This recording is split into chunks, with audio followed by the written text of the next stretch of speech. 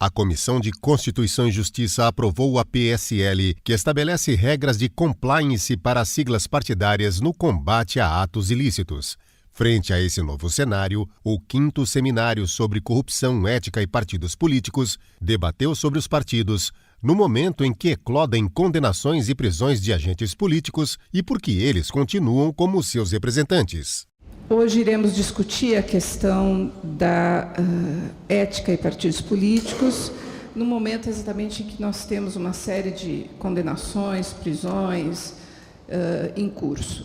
E, estranhamente, os partidos políticos continuam numa omissão ou, muitas vezes, num apoio até mesmo àqueles que foram condenados. E é exatamente pensando um pouco essa realidade nossa que nós elaboramos o 5º Seminário sobre Corrupção, em parceria com o Instituto Não Aceito Corrupção, é uma realização conjunta, e escolhemos pessoas assim fantásticas para discorrer sobre o tema. Se nós analisarmos os chamados partidos políticos gregos, nós vemos que eles, uma vez chegado ao controle da Assembleia, eles tinham o cofre da cidade à sua disposição, né?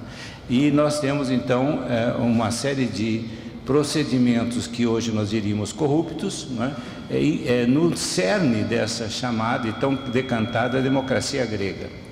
Se nós passamos ao Império Romano, nós vemos que todo aquele indivíduo ou grupo que chegava ao controle do Estado tinha à sua disposição, não é, os cofres públicos, não é? Há uma biografia muito boa do Luciano Cânfora sobre Júlio César, por exemplo, que mostra o quanto esse senhor, não é, utilizou dinheiros particulares e dinheiros do cofre para instaurar o seu poder, quebrando todo o poder do Senado e etc.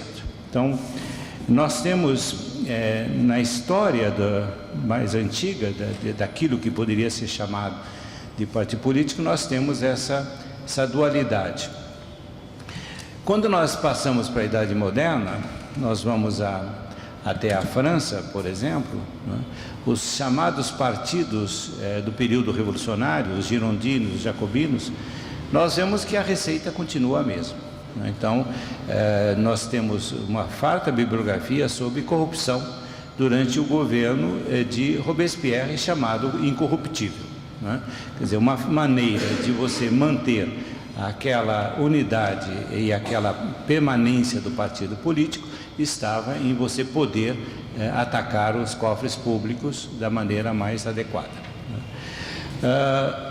Se nós formos para a Inglaterra, que é a terra dos partidos modernos, não é? Os Tories, os Whigs, nós encontramos uma prática que tem sido trabalhada por vários cientistas políticos europeus nos dias de hoje, que é a prática do apadrinhamento político para sustentar os partidos, né? O Engels, eu trouxe até o livro dele aí, se alguém tiver interesse, né? Ele faz essa pesquisa com a sua equipe e começa contando a história na Inglaterra, né? Então você tem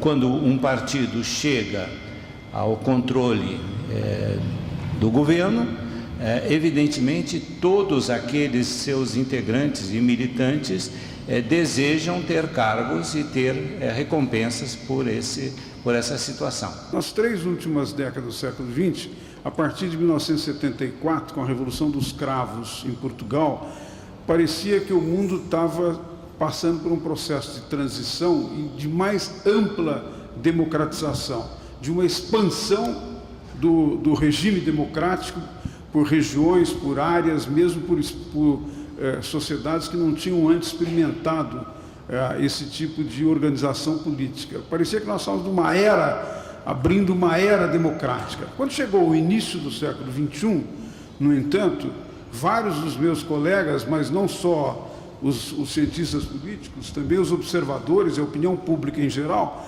começaram a se dar conta de uma certa reversão do avanço democrático que tinha ocorrido entre os anos 70 e o final do século XX. Uma reversão que tem aparecido fundamentalmente em torno do fato de que mesmo países que se declaram democráticos têm uma série de dimensões, uma série de elementos que os caracterizam melhor, ou como semidemocracias, como democracias iliberais, não é? Ou como regimes que, na verdade, carecem do fundamento democrático. E isto aparece fundamentalmente no fato de que, embora tenha eleições, como acabou de ocorrer agora na Venezuela, são regimes que, na verdade, impedem uma plena expressão da oposição, uma plena expressão da pluralidade que é típica da democracia. Em alguns casos, como ocorreu também na Rússia e ocorreu mais recentemente na Turquia, significa também uma limitação de direitos civis, em alguns casos de direitos políticos.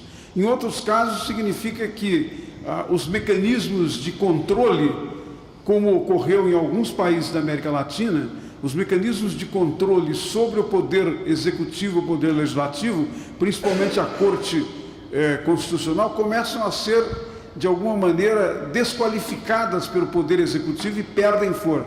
Então, no contexto deste fenômeno pós-terceira onda da democratização do final do século XX, esse fenômeno típico do século XXI, alguns colegas meus da área da ciência política designaram como o de uma recessão democrática.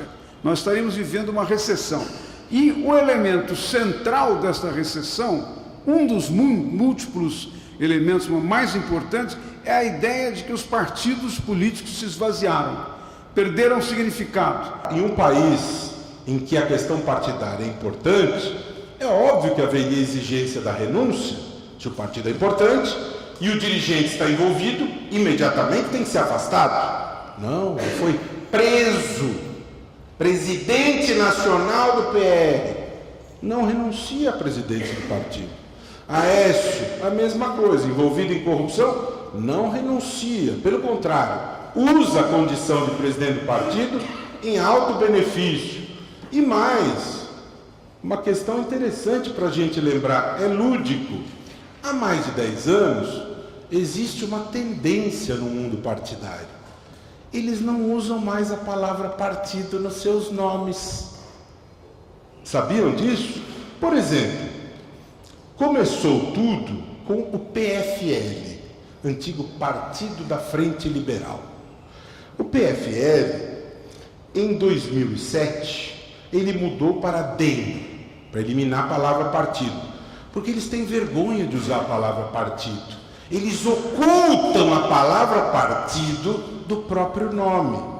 Depois do DEM veio o Solidariedade, em 2013. Depois surgiu o Novo, também não tem a palavra partido. Depois a Rede, também não tem a palavra partido. Depois o PMDB tirou a palavra partido, baniu a palavra partido, que é uma palavra maldita.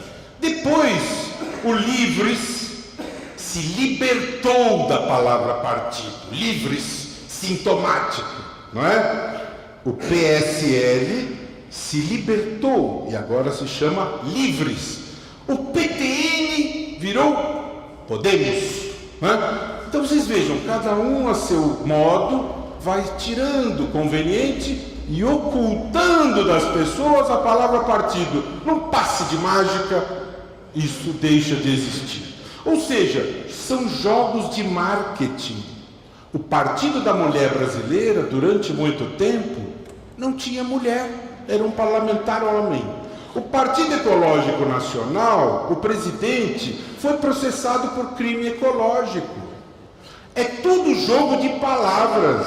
Não existe coerência, porque não existe 35 ideologias. Não existem. Por mais que haja um mago criador de ideologias, você não vai criar 35 ideologias. Se eles contratarem, por exemplo, o professor José Álvaro Moisés, cientista político de mão cheia, nem que lhe rebolarem, usar toda a inteligência e toda a vida, ele não vai criar 35 ideologias de partidos. Não tem como. E eu vejo que as eleições deste ano serão divididas muito claramente entre dois polos, muito mais do que esquerda e direita, PT ou PSDB, muito mais como a pecha da Lava Jato, o corrupto, o Caixa 2, contra o novo e aquele que vem para mudar tudo isso que está aí. E eu não sei o quanto que isso vai conseguir trazer alguma transformação efetiva do sistema, porque as leis continuam sendo feitas no Congresso, votadas e aprovadas lá. Então, a minha colocação é, primeiro, antes disso, refletir o que os três expositores já colocaram sobre a natureza cartorial dos partidos políticos, né, que se tornaram grandes fins, grandes instituições públicas com fins privados, o saldão de ofertas de dinheiro para oferecer candidaturas. Então, o partido tal oferece 1,5 milhão, o seguinte oferece 2,5 milhões, e assim vai. Então, as prestações de contas dos partidos são esquizofrênicas, porque elas acontecem escassamente, quando acontecem, são feitas de forma a dificultar o trabalho de quem quer entender da onde que como que está sendo usado o dinheiro, que é em grande parte público. Enfim, parece que a gente está vivendo 30 anos atrás, porque as prestações de contas são feitas com xerox, arquivos são insondáveis, impenetráveis os arquivos, você não consegue ter acesso ao que está sendo feito com aquele dinheiro. Agradeço imensamente as considerações, a exposição do professor José Álvaro Moisés, as sugestões que ele deu foram todas anotadas aqui para que possa se converter num projeto, possivelmente. Ao Roberto pela parceria e Thaís pela gentileza de ter se deslocado num dia de trabalho, num dia em que há vários acontecimentos políticos, e a Thaís está aqui conosco. E a todos que estiveram presentes, muito obrigada pela participação e que ficam aqui as nossas sugestões. Nada é conclusivo, mas são indicativos e análise do que nós temos hoje em torno de ética e partidos políticos, do que precisa ser aprimorado ou precisa ser alterado. Obrigada e boa tarde.